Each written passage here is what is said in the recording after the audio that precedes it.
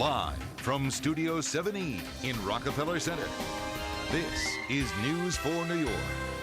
And when we come back, making the best of tough times with a little humor. Recently unemployed Melanie Lee wrote a book for her fellow man, and it's very funny. That's next.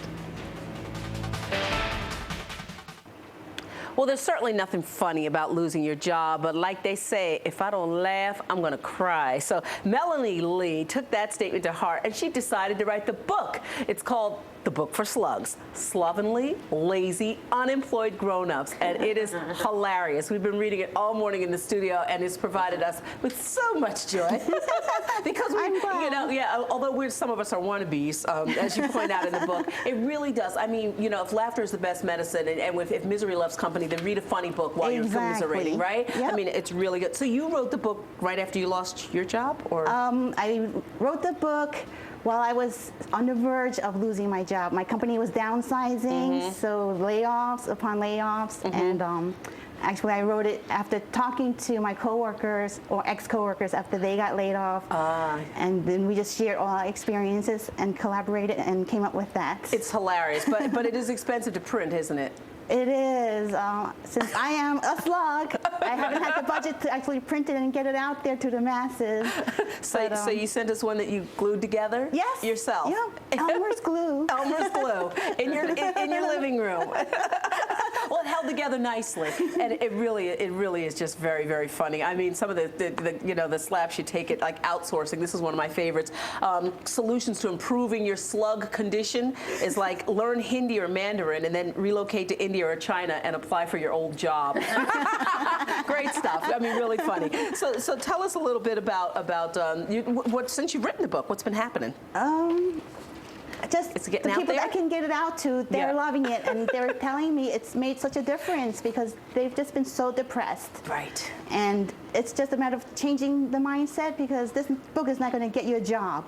Exactly. But it'll help change your mindset, because sometimes you're in that depressing spiral it's hard to get out of. Exactly. So a lot of people, once they saw that book, it helped. They said, "Oh, it helped them change their mindset and got them motivated again." Oh, good. At least put a smile on their face. Oh, it really does. It really does. And that's the thing. There's a lot of funny stuff in here about, you know, how do you know your slug when, but there are also some good inspirational advice in here, some words of advice, like the hardest work in the world is being out of work.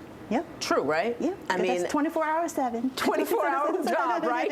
Being out of work is a 24-hour job. And I like this one. When you get to the end of your rope, tie a knot and hang on. Was that Roosevelt? Who was that? Theodore Roosevelt? Who was that? Franklin Delano Roosevelt. I wasn't sure which one. It was one of the Roosevelts.